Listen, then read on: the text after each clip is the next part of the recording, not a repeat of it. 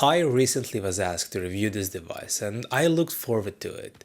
It is very rare that companies ask me to review anything, but I got a bit afraid as this is an untested and unproven device and this company is completely new to the market. And this name, the Cattle Pro, it is a strange name for an audio device, but I'm not a marketing guru, so what do I know? I mean, it's an awesome that I get to review a pioneering device from a company entering a hi-fi world. But it could be anything, it could honestly be anything. This device could be a garbage or it could be a hidden new gem.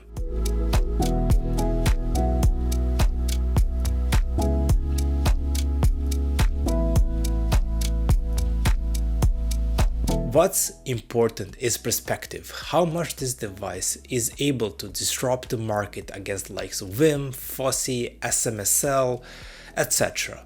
If this device cannot rival them in sonic qualities, it is probably dead on arrival. The price of this device is extremely competitive. You get an amp and preamp for $19, literally dirt cheap.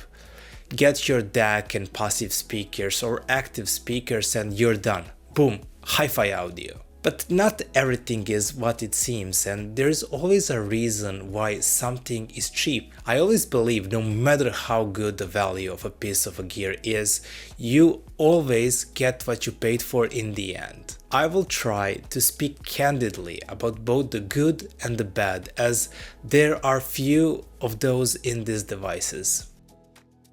I really like the build quality and the lightering around the volume button.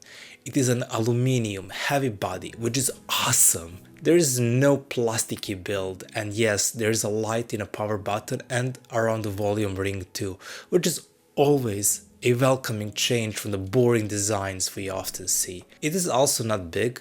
It could fit on your desk or in your system inconspicuously.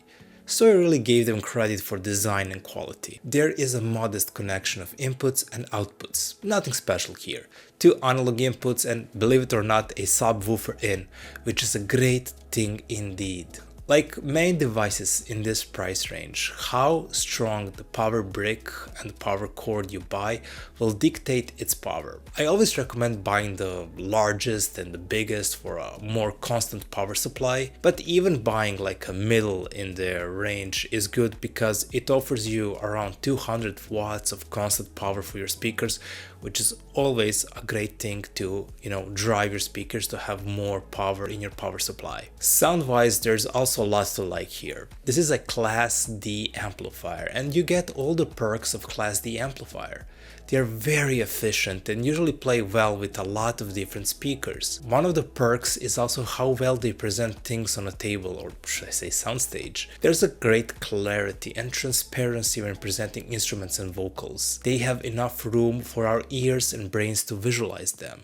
I think the separation and transparency are the best points about this amp. Even though the sound is a bit clinical and dry, we cannot expect a big uniqueness or characters in the sound signature, especially in this price level. What's important is how it cleans up the mess, and it does it really well. The second best point of this amp is certainly the treble. While nothing spectacular, it injected a bit of forwardness and energy. Drums were awake, beaming with energy. I think this is helped a lot by the great separation of the amp, extracting information at the top end to become interesting and musical. It gives enough spark there. While on the subject of detail extraction, I think this amp does fine. It won't color your mind with a lot of details in the mids. The vocals are fine, not very charming or present, but separating really well, which helps distinguish them from the other instruments on a soundstage. This is a colder, drier approach to mids as they are more oriented towards doing a great job rather than being a showcase and stuff like that. Which is good, no cons here, just nothing to write poems about. The great thing is that the mess, which usually appears in the mids, is not here. It declutters it with ease. It is with the bass where the Cattle Pro stuttered a bit. its presence honestly did nothing for my speakers. It was fine, it helped my speakers extract more air and it was finely rounded. But the strength of the bass will dictate more about the speakers you possess rather than amp giving it an extra push. But it's not for the lack of power, as I think the amp has a nice oomph to it. It should in theory drive and move many speakers, as it has nice power if you get a proper power supply with it. This power opens versatility and possibilities that this amp can provide and can do, which is great for many speakers, and its versatility is definitely also a great point of this amp. Well, I think this amp is great in some areas, decent in others, it has a few straight lines. But there is something about this amp that just kills it for me, unfortunately. I didn't mention this in the good section because I didn't want to completely take away from the good points of this amp. But this amp can't handle HIFI gear. There's a significant distortion when you turn the volume to listenable levels. And it was so annoying. No matter the good parts of this amp, there's always a fall off of instruments that was just too much for me. At first, I thought something was wrong with my speakers, but it turned out that the current isolation from the amp and preamp was not that good, unfortunately.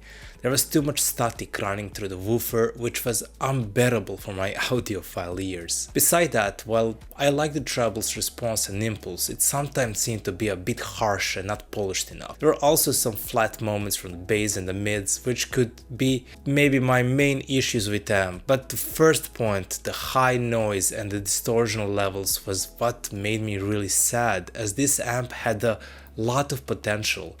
That issue completely kills the dream, and it's just something, as a listener, I cannot overlook, despite all the good points it has. And I tried this with even like a cheaper speaker, smaller speakers which are not so hungry with powers, and there's always, to a degree, of course, a certain level of noise, which was of course less noticeable with a smaller speakers, and the less noticeable if you listen it at a low volumes. If you get really close to your speakers, then it's less noticeable. But when I sit comfortably at my couch 1.8 to 2 meters away from the speakers, unfortunately, and listening to it to a normal levels, unfortunately the distortion, the noise, the sibilance and hiss was just way too much for me to enjoy what I was listening. It's a audiophile problem, of course.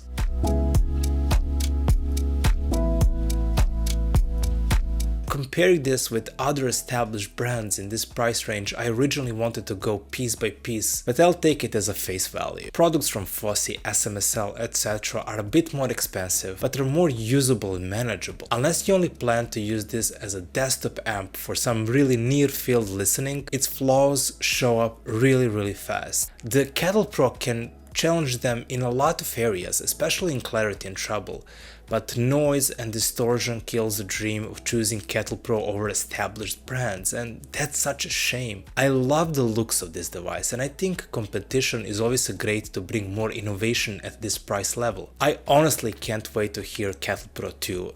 If they fix the internals more and even raise the price for like a $20, $30, $40, you could have an awesome device. But as it stands now, I don't think it's a great choice. I think Leaudio should continue innovating and pushing, and in time it can rival the established kings in this price range. But for now, it is what it is. To sum it up, I love the clarity, power to drive speakers and treble in this device. I don't like that it introduces a lot of noise and distortion at the normal listening levels. I love the light rings on the device, but I dislike the somewhat flat mids that are shy and reserved, and of course the same thing can be said for the bass. So some things to like and some things to dislike. All I can say is I can't wait for the next iteration of this device.